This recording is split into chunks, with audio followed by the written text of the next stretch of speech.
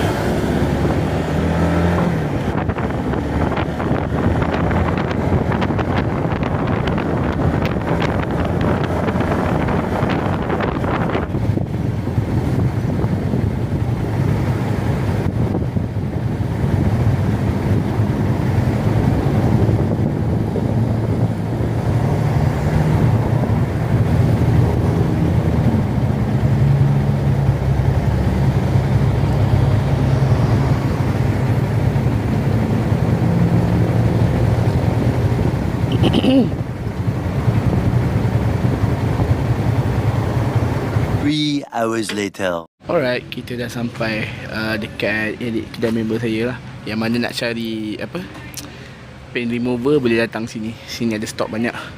Dia pun ada buat motor juga, servis motor. Ni Kawasaki. Lepas tu ada restore lah. Dia buat blasting, cuma sekarang dia tak ambil, ada isu sikit. So selain daripada tu, boleh datang servis sini lah. So saya nak tukar brake pad untuk Honda RS saya, tukar belakang. Orang tengah busy, so kita tunggu je lah. So kita makan balik, aku dah bagi makan dulu. proses buka.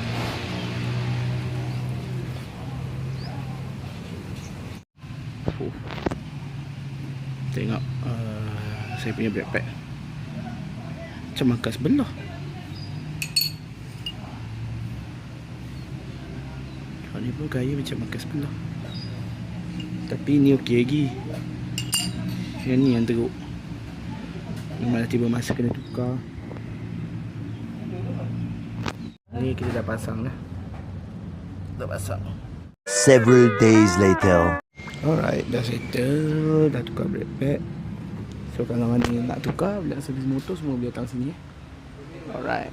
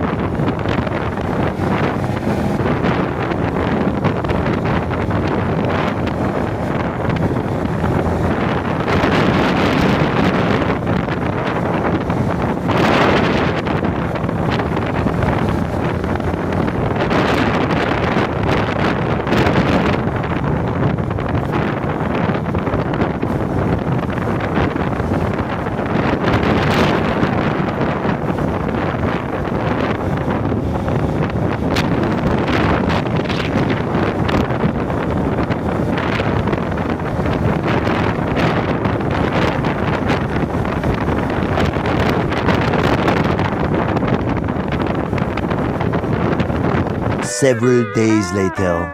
Alright, itu saja video untuk kali ni. Untuk tukar brake pad Honda RS ni lah. So yang mana suka video ni, korang boleh like, comment, share and subscribe. Kita jumpa lagi pada video akan datang, insyaAllah. Assalamualaikum dan selamat.